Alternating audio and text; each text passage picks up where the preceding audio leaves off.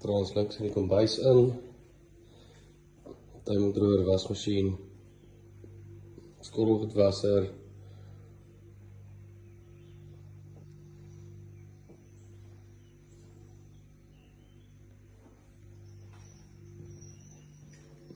stap ons in die TV-kamer in.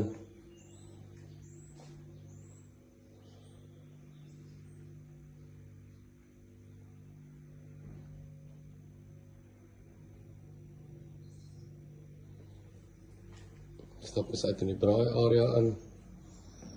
Ingebouwde stainless steel braaier. Lekker kuier area en dan die buite het ons dan nog stoele. En dan dus nou die uitsig.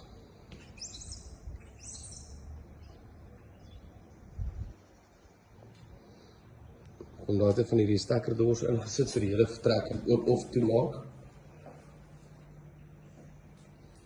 Dan stap ons deur.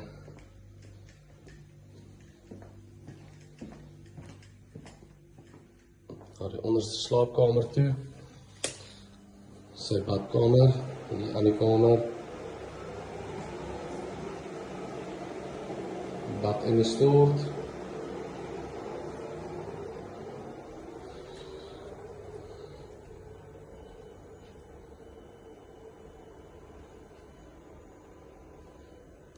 Kaste daar. Kan jy so met hierdie buitedeur kan jy direk in die braai area aangaan as jy nou regtig sou wou.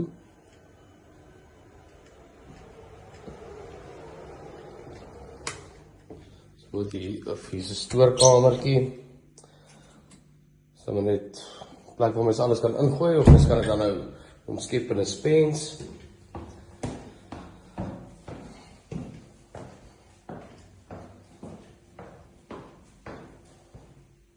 Tweede slaapkamer, dis maar 'n duplikasie van die onderste slaapkamer. Dan sien die badkamer. Hy het presies dieselfde stort, toilet, bad. Presies dieselfde. En dis die boonste vertrek. 2/3 beddens in. Hy is die presies dieselfde grootte as die hoofslaapkamer. En dan hier is die view van die boonste vertrek af.